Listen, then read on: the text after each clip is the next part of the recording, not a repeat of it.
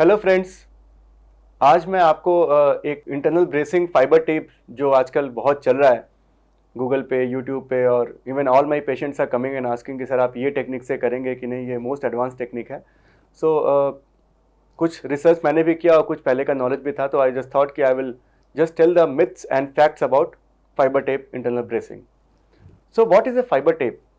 देखिए, fibre tape is एक tape है, बस रस्सी है जो कि आपको आपके एसियल ग्राफ्ट के साथ में लगा दी जाती है। और ऐसा बोला जाता है कि फाइबर टेप लग गया तो आपका स्ट्रेंथ बहुत अच्छा हो गया और उसके बाद आप 1 महीने में दौड़ने लग जाएंगे और 3 महीने में स्पोर्ट्स में जाके एक्टिविटीज़ करेंगे, फुटबॉल भी खेलने लग जाएंगे और प्रोफेशनल काम करने लग जाएंगे। तो मैं पहले आपको ये बताना चाहूँगा कि जो आपका एसियल रिकंस्ट्रक्शन होता है उसमें हम करते क्या हैं।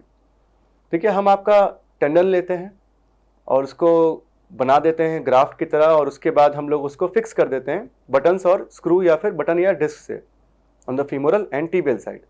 उसके बाद हम लोग आपको एक्सरसाइज कराते हैं। हम लोग इंतज़ार करते हैं कि आपका जो ग्राफ्ट लगा है, जो टेंडन लगा है, वो लिगामेंट बन जाए। इस प्रोसेस को बोलते हैं लिगामेंटाइजेशन। और हम लोग वेट करते हैं और आपको स्पोर्ट्स में जाने नहीं देते हैं। अब फाइबर टेप आने के बाद ऐसा हुआ कि फाइबर टेप लग गया तो आपका तो पूरा स्ट्रांग हो गया और आप उछलिए कूदिए, वो टूटेगा नहीं।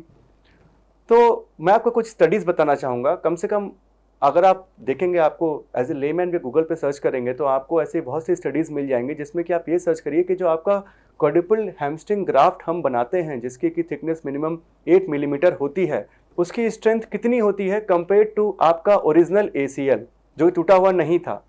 तो आप ये पाएंगे कि आपका जो क्वाड्रुपल हैमस्ट्रिंग ग्राफ्ट हम बनाते हैं उसकी स्ट्रेंथ कम से कम 4 गुना होती है आपके नेटिव ACL से। इसका मतलब ये हुआ कि उसको तोड़ने के लिए आपको 4 गुना ज़्यादा फोर्स चाहिए। तो जितने चोट से आपका नॉर्मल ACL टूटा था, गॉड गिवन ACL, उससे 4 गुना ज़्यादा फोर्स चाहिए उस ग्राफ्ट को तोड़ने के लिए। तो आप मुझे ये बताइए कि जो चीज़ इतनी स्ट्रांग है उसको प्रोटेक्ट करने के लिए एक डेड मटेरियल फाइबर टेप लगाने की क्या ज़रूरत है? कोई ज़रूरत नहीं लगती मुझे, क्योंकि इतनी ज़्यादा चोट लगेगी तो आपको और बहुत ज़्यादा इंजरीज हो जाएंगी।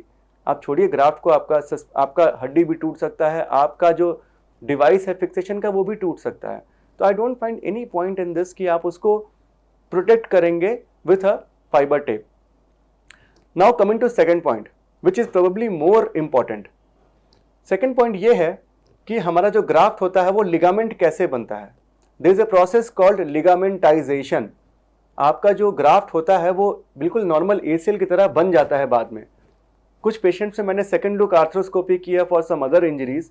मैंने देखा है कि मेरे ही बनाए हुए ACL ग्राफ्ट्स बिल्कुल नॉर्मल ACL लिगामेंट की तरह दिखते हैं अब आफ्टर 1 और 2 ईयर्स।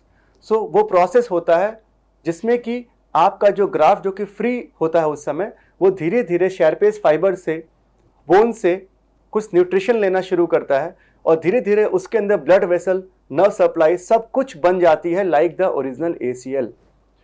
तो लिगामेंटाइजेशन का जो प्रोसेस होता है, इसको पूरा होने में 6 से 9 महीने ज़रूर लग जाते हैं। इसीलिए ट्रेडिशनल जो भी हम लोग ACL सर्जरीज करते थे, हम लोग बोलते थे कि कम से कम 6 महीने या 9 महीने तक आपको स्पोर्ट्स में नहीं जाता है।